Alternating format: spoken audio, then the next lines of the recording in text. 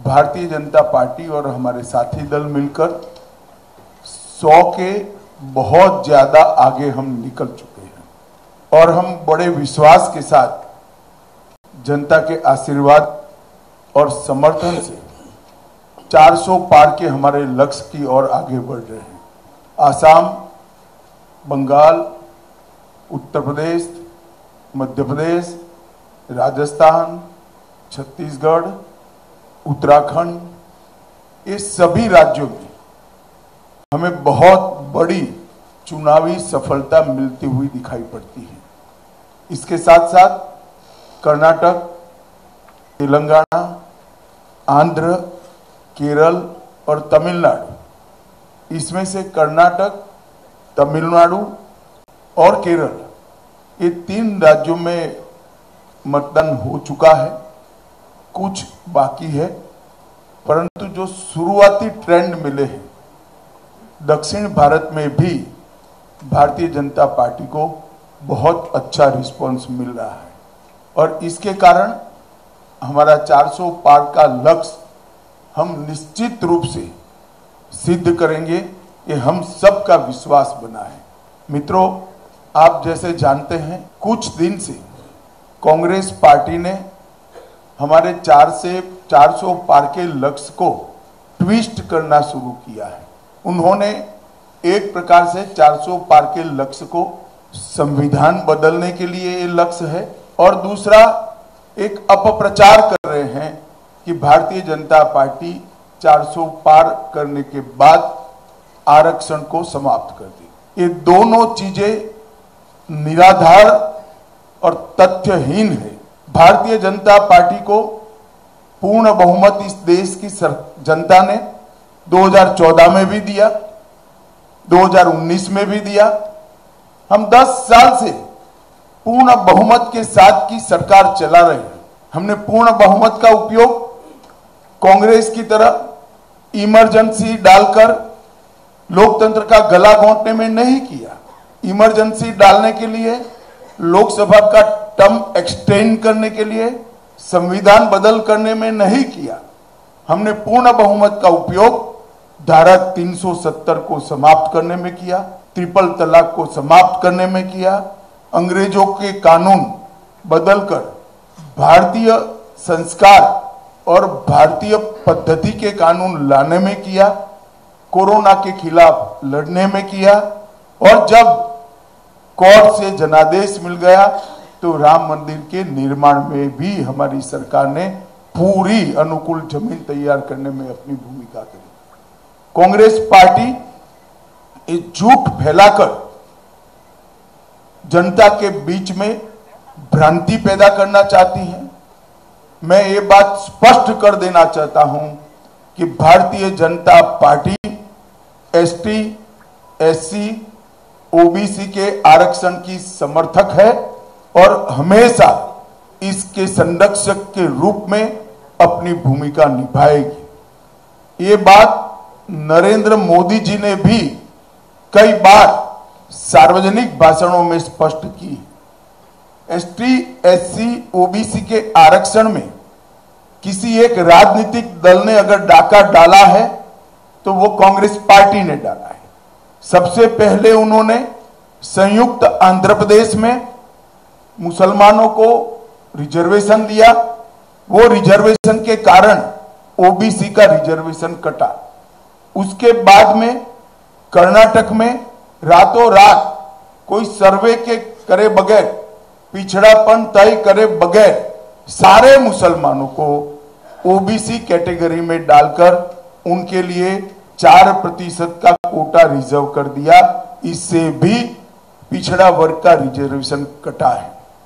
Bharatiya Janata party स्पष्ट रूप से मानती है कि धर्म के आधार पर आरक्षण संविधान सम्मत नहीं है, गैर संवैधानिक है और जब भी इन राज्यों में हमारे पास अधिकार आएगा, हम ये धर्म के आधार पर लादे गए आरक्षण को समाप्त कर कर एसटी, एससी और ओबीसी को हम न्याय दिलाने का काम करेंगे। मित्रों, उनकी हताशा, निराशा इस स्तर पर पहुंच गई है कि उन्होंने मेरा और कुछ भाजपा नेताओं का फेक वीडियो बनाकर सबके बीच में सार्वजनिक किया। मुख्यमंत्री, प्रदेश अध्यक्ष, इस कक्षा के व्यक्तियों ने भी इस फेक वीडियो को फॉरवर्ड करने का काम किया। अब स्पष्ट हो चुका है, सौभाग्य से मैं जो बोला था उसका भी रिकॉर्डिंग हुआ था, तो वो रिकॉर्ड हमने सबके सामने रखा। दूध का दूध, पानी का पानी हो गया और आज कांग्रेस पार्टी के प्रमुख नेता क्रिमिनल ऑफेंस को फेस कर रहे हैं। ये जो कृत्य है वो उनकी हताशा और निराशा का द्योतक है। जब से राहुल गांधी कांग्रेस की कमान संभाले हैं, राजनीति का स्तर नीचे नीचे नीचे ले जाने का काम कर रहे हैं और ये इसका चरम है। लोकसभा में चर्चा न हो देना, राज्यसभा में बहिष्कार करा देना, शोर शराबे करना और निराधार झूठ बोलकर प्रजा में भ्रांति फैलाने का काम लगातार उनके नेतृत्व में कांग्रेस पार्टी कर रही है।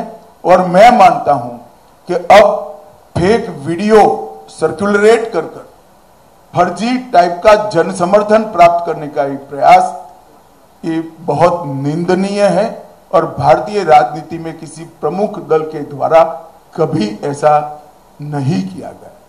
भाई और बहनों, मेरी आप सबसे करबद्ध निवेदन है, सत्य को जनता तक पहुंचाइए। जनता को गुमराह जो करना चाहते हैं उनको अपने सिद्धांतों के आधार पर, अपने कार्यक्रमों के आधार पर और अपने घोषणा पत्र के आधार पर चुनाव लड़ना चाहिए। फेक वीडियो सर्कुलेट कर नहीं, भारतीय जनता पार्टी के घोषणा पत्र को तोड़ मरोड़ कर जनता के बीच में झूठे तरीके से रखकर चुनाव नहीं लड़ना चाहिए।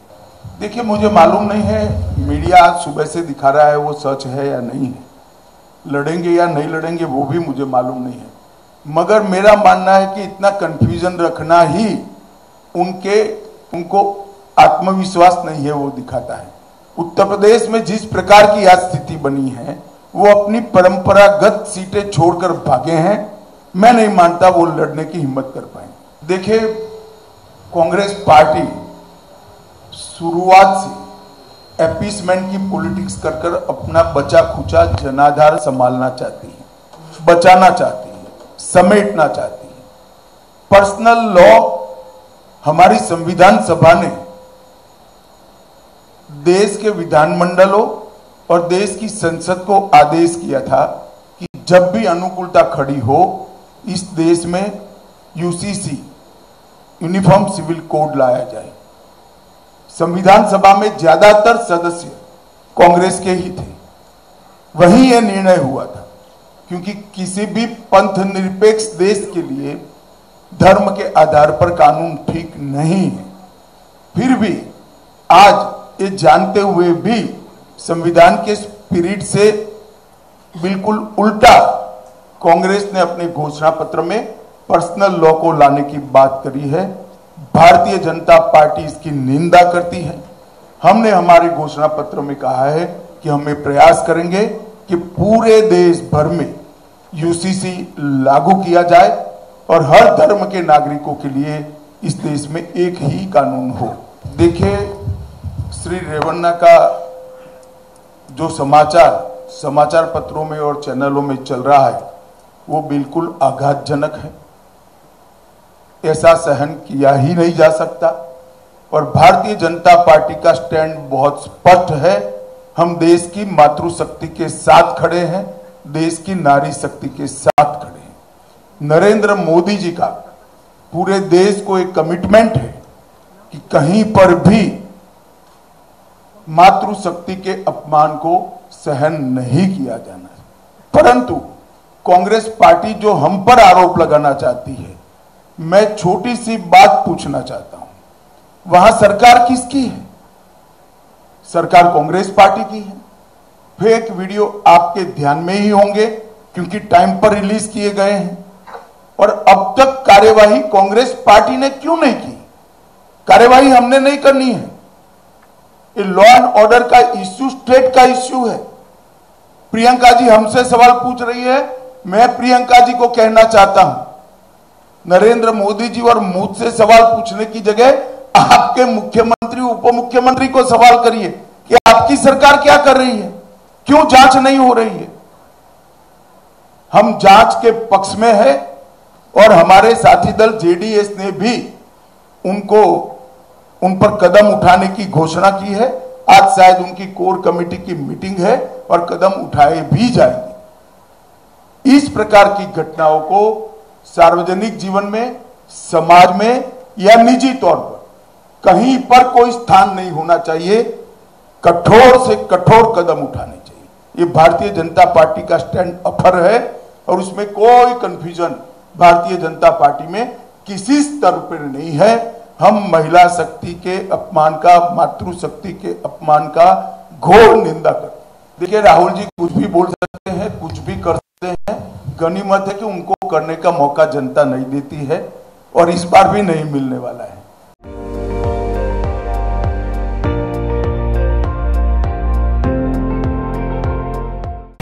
আপুনি চাই আছে ND24 সৰ্বশ্ৰেষ্ঠ নহয় সৰ্বোত্তমৰ দৌৰত।